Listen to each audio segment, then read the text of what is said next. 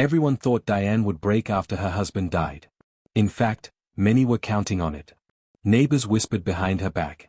In-laws waited to swoop in. Even her so-called friends began to vanish one by one. But what no one expected was that Diane, a quiet woman in her 30s with nothing to her name but a worn-out handbag and a grieving heart, would one day rise higher than all of them, on nothing but the strength of her will and the grace of something bigger.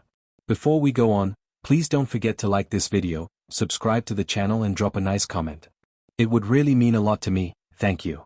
Diane lived in the outskirts of Abuja with her husband, Richard. They had been married for 7 years, 7 years that felt more like 20, not because they were painful, but because they were full. Full of sacrifice, of growth, of laughter even when there was no money. They didn't have children yet, but they were planning. Richard was a school teacher, the kind who gave his students more than just lessons. He gave them dreams. Life was never perfect, but it was theirs.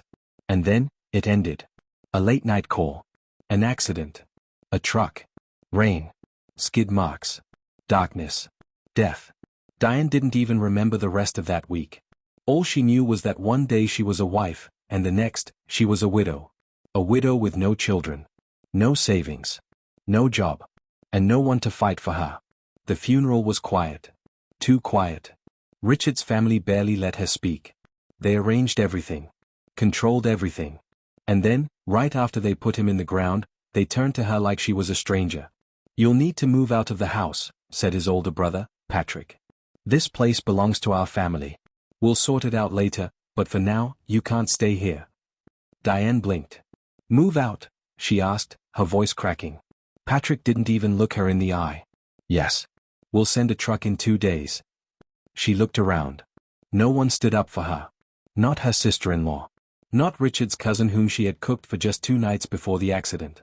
Not the pastor who once called her a woman of substance. No one.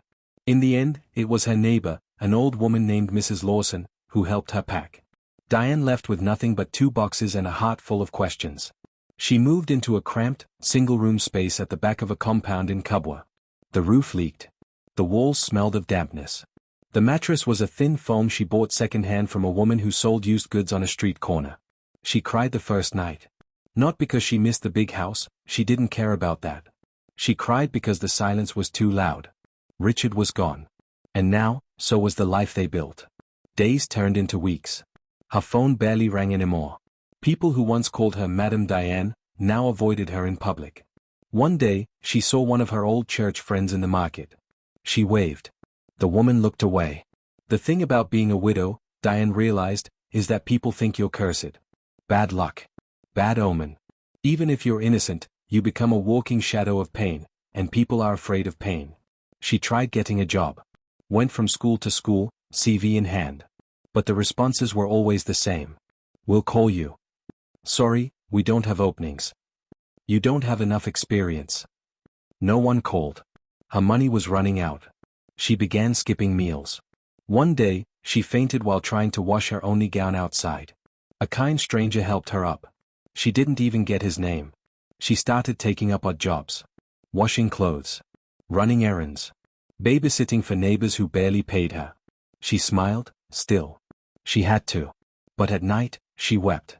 She wept until there was nothing left inside her but dust. 3 months after Richard's death, Patrick, her late husband's brother, came to her new place. He didn't come to check on her. He came with documents. "Sign these," he said. "What are they?" Diane asked, confused. "Richard's pension papers. We're trying to claim what's left. The money is for the family, not just you." Diane stared at him. "He was my husband." "He was our blood," Patrick snapped. "You don't have any children. You have no claim." Diane wanted to scream. But she didn't.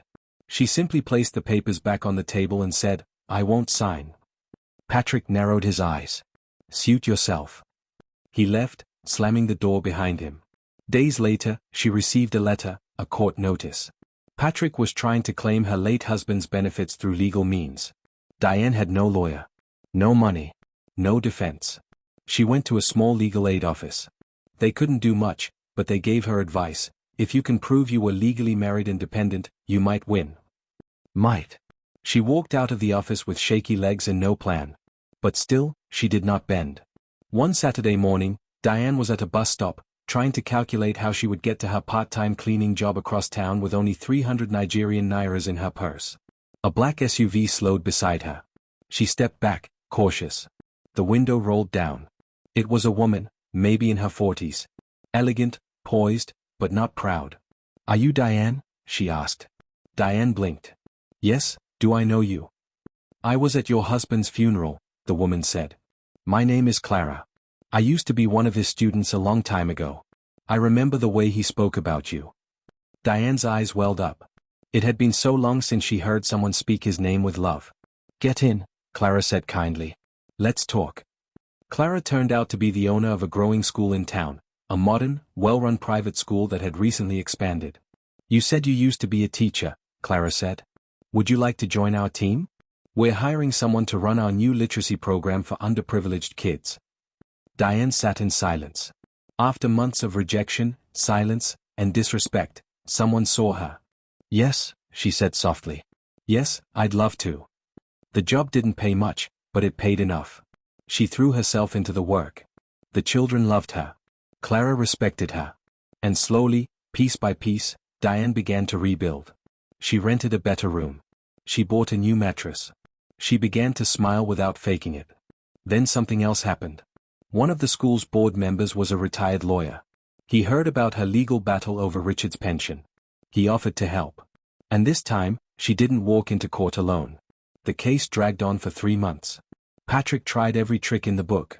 He lied. He shouted. He played the victim. But in the end, the court ruled in Diane's favor. She received a portion of the benefits. Not everything, but enough to breathe again. Enough to invest in herself. She started an adult reading program for women in her area. Many of them were widows, just like her. Women who had been abandoned. Forgotten. Mistreated. She taught them how to read, how to write their names, how to open bank accounts. Slowly, her small initiative became something bigger. A local NGO heard about her program and offered funding. Then, she was invited to speak on a radio program. She told her story, not as a victim, but as a survivor. Years passed. Diane now lived in a modest 2-bedroom apartment. Her wardrobe was still simple, but she walked with a confidence that turned heads. People no longer looked at her with pity. They looked at her with admiration. One evening, she received a call. It was Clara. "There's someone I'd like you to meet," she said. It was a man. His name was Philip. He was gentle. Widowed too. With 2 daughters. He wasn't trying to replace her past. He simply wanted to walk beside her into the future. They started slowly. And when he proposed 2 years later, it wasn't with fanfare or noise. It was with a promise. To never forget who you are, and to always protect who you've become. Moral lesson. No matter how deep the pit, you can rise again. No matter how loud the shame, dignity can return. And even when the world walks away, grace can still find you. Kindness is never wasted. Integrity always echoes. And true redemption always comes in time.